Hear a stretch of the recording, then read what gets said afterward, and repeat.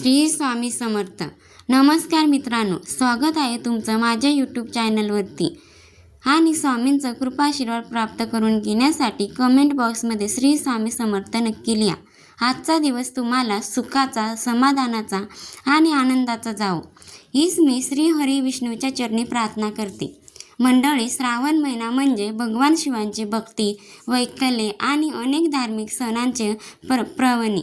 आणि ह्याच पवित्र श्रावण महिन्यात येते एक अतिशय महत्त्वाची एकादशी, श्रावण पुत्रदा एकादशी.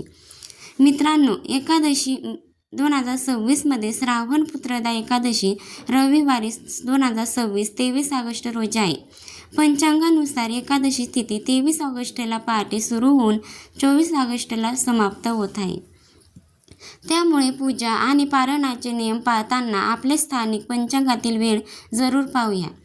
आजच्या व्हिडिओमध्ये आपण जाणून घेणार आहोत पुत्रदा एकादशी म्हणजे काय आणि त्याचे धार्मिक महत्त्व काय आहे. पुत्रदा एकादशीच्या दिवशी पूजा कशी करावी, उपवास करताना काय खावे आणि काय टाळावे, भगवान विष्णूच्या कोणत्या वस्तू अर्पण कराव्यात आणि सर्वात महत्त्वाचे म्हणजे या दिवशी कोणता साधा उपाय केल्याने घरामध्ये सुख, शांती आणि सकारात्मक वातावरण निर्माण होण्यासाठी प्रार्थना करता येतील. त्यामुळे व्हिडिओ शेवटपर्यंत नक्की पहा. पुत्रदा एकादशी म्हणजे काय? पुत्रदा म्हणजे संतान प्राप्तीसाठी संबंधित अशी एकादशी धार्मिक परंपरेत नावाची व्याख्या केली जाते. श्रावण शुक्ल पक्षातील एकादशीला श्रावण पुत्रदा एकादशी म्हटले जाते. ही एकादशी भगवान श्री विष्णूंना समर्पित आहे. अनेक भक्त ह्या दिवशी संतान, सुख, मुलांचे आरोग्य, कुटुंबाचे कल्याण आणि घरातील सुख, शांतीसाठी श्रद्धेने, भक्तिभावाने आणि विष्णू पूजा करतात.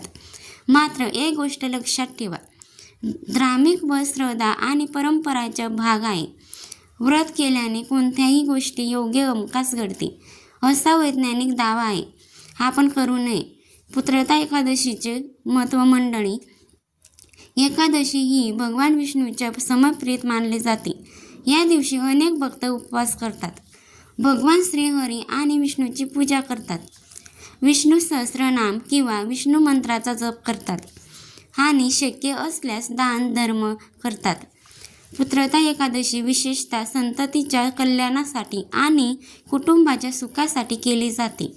अशी धार्मिक श्रद्धा आहे. ज्यांच्या घरी मुलं आहेत त्यांनी आपल्या मुलांना चांगल्या आरोग्यासाठी, शिक्षणासाठी, प्रगतीसाठी आणि सुखी आयुष्यासाठी भगवान विष्णूकडे प्रार्थना करावी.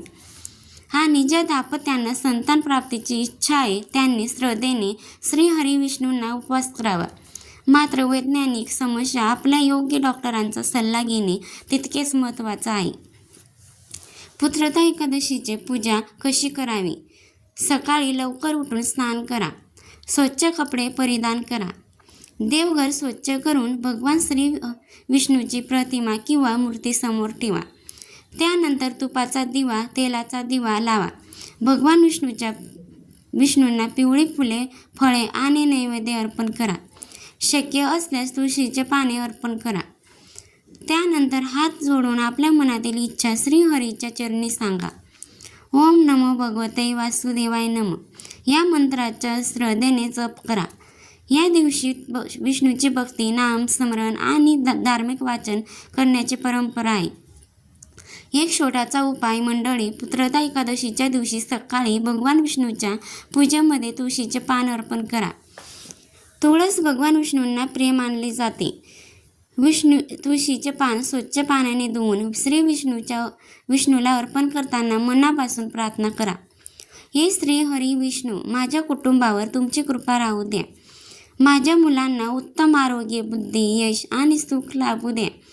ज्यांना संतान प्राप्तीची इच्छा आहे त्यांनी आपल्या श्रद्धेनुसार प्रार्थना करू शकतात. हा उपाय धार्मिक श्रद्धेचा भाग आहे. त्याला हमखास परिणाम होण्याचा उपयोग समजू नये. उपवासात काय खावे? एकादशीच्या उपवासाची पद्धत प्रत्येक कुटुंबाच्या परंपरेनुसार वेगळी असू शकते. काही भक्त निर्जल उपवास करतात तर काही जण फळाहार करतात. आपल्या प्रकृतीनुसार आणि क्षमतेनुसार व्रत करणे योग्य आहे. फळे, दूध, दही, सुकामेवा किंवा उपवासासाठी मान्य असलेले पदार्थ परंपरेनुसार घेऊ शकतात. पण जर तुम्हाला मधुमेह, रक्तदाब किंवा इतर आरोग्य विषयक समस्या असतील तर उपवास करण्यापूर्वी डॉक्टरांचा सल्ला घेणे महत्त्वाचे आहे. हे व्रत करण्याबाबत तुमची श्रद्धा महत्त्वाची आहे. स्वतःच्या आरोग्याला त्रास देणे योग्य नाही. या दिवशी काय टाळावे? एकादशीच्या अनेक भक्त फक्त धान्य आणि तांदूळ टाळतात. मांसाहार अशा प्रकारचे पदार्थ धार्मिकदृष्ट्या टाळण्याची परंपरा आहे. त्याचबरोबर दिवसभर कोणाशी भांडण करू नका, वाईट बोलू नका, मनामध्ये द्वेष ठेवू नका. शक्य तितके शांत राहा आणि भगवान शिवाचे नामस्मरण करा. व्रत म्हणजे फक्त अन्नाचा त्याग करणे नाही, तर मन, वाणी, आचरण शुद्ध ठेवण्याचा प्रयत्न करा. भगवान विष्णूचा मंत्र जप. पुत्रदा एकादशीच्या दिवशी तुम्ही हा साधा मंत्र म्हणू शकतात. ओम नमो भगवते वासुदेवाय नमः. हा मंत्र 11, 21 आपल्या क्षमतेनुसार अधिक वेळा म्हणू शकतात. तुळशीची माळ. व्रतामध्ये मंत्र जप करण्याची परंपरा आहे. पारण कधी करावे? मंडळी, एकादशीचे व्रत संपल्यानंतर दुवाशीला योग्य वेळेस पारण करण्याची परंपरा आहे. 2026 सामान्य गृहस्थासाठी श्रावण पुत्रदा एकादशी 23 ऑगस्टपासून पारण 24 ऑगस्टपर्यंत केले जाते. मात्र अचूक वेळ स्थानिक सूर्योदय आणि पंचांगानुसार बदल होऊ शकते. उदाहरणार्थ, वेगवेगळ्या शहरात पंचांगात पारणाच्या वेळेत काही मिनिटांचा फरक दिसतो. म्हणून तुम्ही ज्या शहरात राहतात त्या ठिकाणच्या पंचांगाची पारणाची वेळ अंतिम म्हणावी. शेवट बघूया काय तर मंडळी, पुत्रदा एकादशीची हा वेळ केवळ उपवासाचा दिवस नसून भगवान श्री विष्णूच्या भक्तीचा आणि आपल्या कुटुंबाचा सुख समृद्धीसाठी प्रार्थना करण्याचा पवित्र दिवस मानला जातो. या दिवशी मनापासून श्रीहरीचे नामस्मरण करा. आपल्या मुलांच्या उज्ज्वल भविष्यासाठी प्रार्थना करा. घरामध्ये सुख शांती नांदावे, कुटुंबातील सर्वांना उत्तम आरोग्य लाभावे आणि प्रत्येकाच्या आयुष्यात सकारात्मक राहावे अशी श्रीहरी विष्णूच्या चरणी प्रार्थना करा. ओम नमो भगवते वासुदेवाय नमः. जर तुम्हाला ही माहिती आवडली असेल तर व्हिडिओला लाईक करा, आपल्या मैत्रिणींना हा व्हिडिओ शेअर करा आणि आपल्या चॅनलला सबस्क्राईब करा. श्री स्वामी समर्थ. जय जय स्वामी समर्थ. धन्यवाद.